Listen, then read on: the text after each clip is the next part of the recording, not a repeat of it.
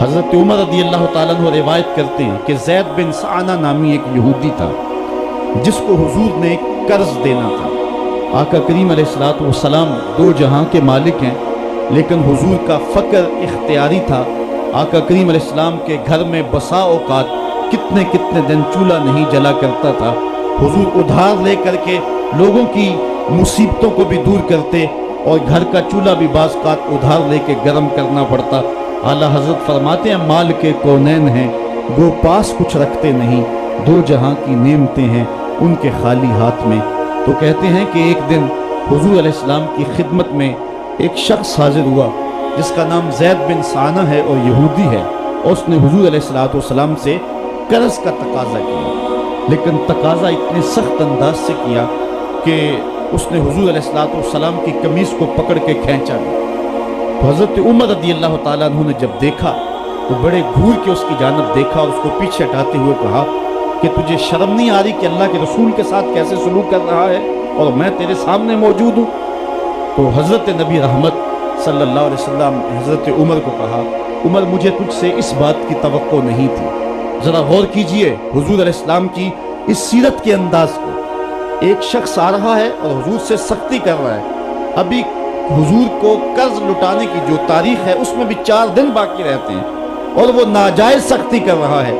حضرت عمر رضی اللہ تعالیٰ عنہ نے جب اس کو گھورا اور سختی کی تو حضور علیہ السلام نے فرمایا عمر مجھے تیرے سے اس بات کی توقع نہیں تھی، تمہارا کام تو یہ تھا کہ مجھے حسن ادا کی تلقین کرتے کہ اچھے انداز سے قرض واپس کرو، اور اس کو جو ہے وہ نرمی کی تلقین کرتے، اور پھر آقا کریم علیہ السلام نے فرمایا اس کا قرض ادا کر دو، اور اے عمر جو تم نے اس کو گھورا ہے اس کے بدلے میں 20 وسق زیادہ کھجوریں بھی تم اس کو دو۔ تو زید بن سعانہ نے جب حضور علیہ السلام کی اس سیرت اور اس کردار کو دیکھا، اور حضرت عمر رضی اللہ تعالیٰ عنہ 20 وسق اس کو کھجوریں دے رہے تھے، تو اس نے حضرت عمر کو بتایا کہ میں یہودی ہوں اور میں نے تورات کے اندر نبی آخر الزماں کی شان اور عظمتوں کے بیان کو پڑھا ہے، یہ بات ابھی رہ گئی تھی، باقی ساری نشانیاں میں نے حضور میں دیکھ لی تھی، اب یہ نشانی رہ گئی تھی، آج میں نے یہ بھی دیکھ لی۔ اور پھر وہ حضور کی خدمت میں حاضر ہو کر اسلام کے دائرے میں داخل ہو کر حضور کی حضرت معاذ بن جبل رضی اللہ تعالیٰ عنہ فرماتی ہیں کہ ایک دن حضور گلی سے گزر رہے تھے اور میں ایک جانور کی کھال اتار رہا تھا، اور مجھے کھال اتارنے کا طریقہ نہیں تھا، مجبوراً مجھے کھال اتارنا پڑی۔ تو حضور گزرے تو مجھے دیکھا کہ معاذ بن جبل کو کھال اتارنا نہیں آ رہی، تو حضور رک گئے اور آقا کریم نے فرمایا معاذ ٹھہرو ذرا میں تمہیں بتاتا ہوں کہ بکری کی کھال کیسے اتاری جاتی ہے۔ اور آقا کریم آگے بڑھے اور حضور نے خود جو ہے وہ کھال اتاری، اور پھر مجھے فرمایا معاذ ایسے کھال اتارا کرتے۔ آج ہم اپنے بڑے پن کو اور اپنی عظمت کو اس انداز سے لوگوں کے سامنے رکھنا چاہتے ہیں کہ ہم جو ہے وہ ٹشو کا ایک ٹکڑا بھی نہیں پکڑ سکتے، اور وہ بھی پکڑانے کے لیے ہمارے پاس ایک خادم موجود ہوتا ہے۔ لیکن آقا کریم علیہ السلام کی زندگی اور حضور علیہ السلام کی سیرت کی سادگی کا حسن اور جمال یہ ہے کہ حضور اپنے کپڑوں کو خود مرمت کر لیتے ہیں اور اپنے دیگر کام خود کرتے ہیں اور بطیب خاطر کرتے ہیں، اور اس میں کوئی چیز اپنے لیے شرمندگی کی محسوس نہیں کرتے ہیں۔ حضرت حسن رضی اللہ تعالی عنہ حضور علیہ السلام کے نواسے بھی ہیں، اور آقا کریم علیہ السلام کی صحابیت کا شرف بھی پایا ہے۔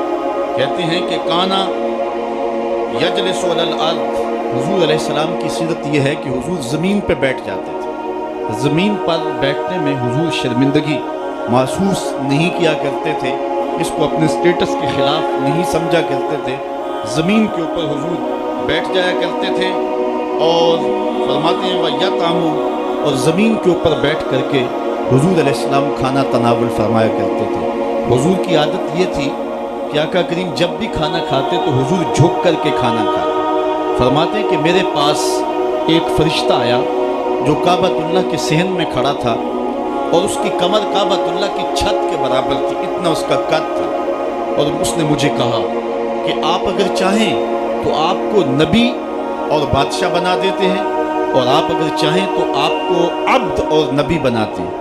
تو فرماتے ہیں کہ میں نے جبریل کو دیکھا، اور جبریل مجھے اشارے سے تواضع کا حکم دے رہے ہیں تو میں نے عرض کی کہ میں نبی اور عبد بننا چاہتا ہوں۔ تو جب یہ بات حضور نے کہی تو فرمایا عائشہ اگر میں نبی اور بادشاہ بنتا تو یہ جتنے بھی پہاڑ ہیں یہ سونا بن کے میرے ساتھ چلتے، لیکن میں نے اس بات کو اختیار نہیں کیا۔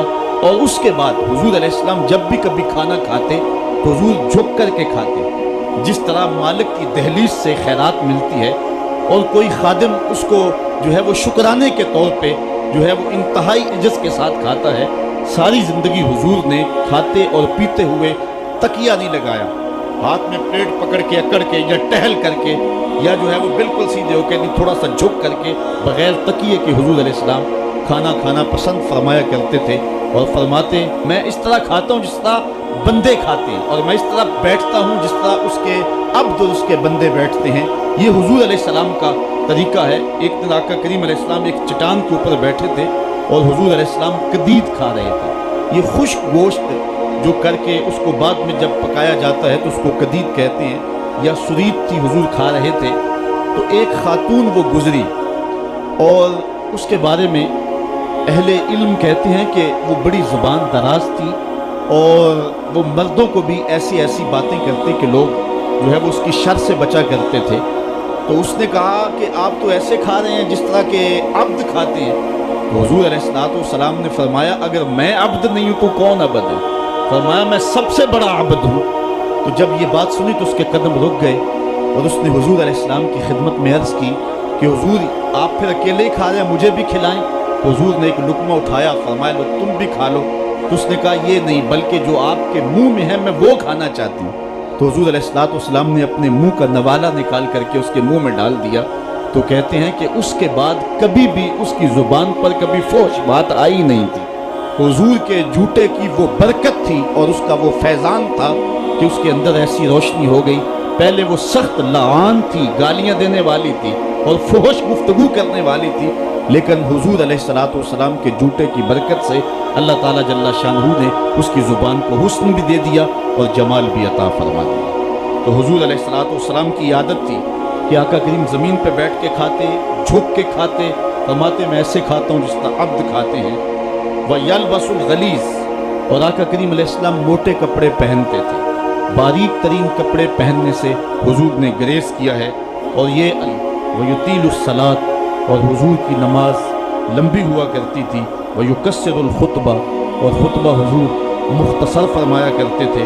وَلَا يَعْنِفُ أَن يَمْشِيَ مَعَ الْأَرْمَلَةِ وَالْمِسْكِينِ فَيَقْضِي لَهُ الْحَاجَةَ، اور حضور علیہ السلام اس بات میں کوئی شرمندگی محسوس نہیں کیا کرتے تھے کسی مسکین، کسی لاچار، کسی بیوہ، کسی یتیم اور کسی مسکین کے ساتھ چلیں اور اس کے کام آئیں اور مصیبت میں اس کا دکھ بانٹ دیں اور اس کی حاجت کو حضور پورا فرما دیں۔ یہ حضور علیہ السلام کی سیرت کے وہ روشن پہلو ہیں کہ آقا کریم علیہ السلام کی سیرت زمانے کے سامنے ایسا نور بانٹتی ہے، ایسے اجالے پھیلاتی ہے۔ ایک شخص نے حضور علیہ السلام سے وعدہ کیا کہ آپ یہاں رکیں اور میں ابھی آتا ہوں، تو آقا کریم علیہ السلام اس کے انتظار میں وہاں رکے۔ 3 دن گزر گئے اور وہ نہ آیا، چونکہ حضور وعدہ کر چکے تھے کہ میں تیرے آنے تک یہاں رہوں گا۔ تیسرے دن اس کو جا کے یاد آیا تو وہ واپس پلٹا۔ تو آقا کریم نے جواب میں صرف اتنی بات کہی، آپ نے فرمایا یا فتح قد شککت علیہ، اے نوجوان تو نے تو مجھ کو مشقت میں ڈال دیا۔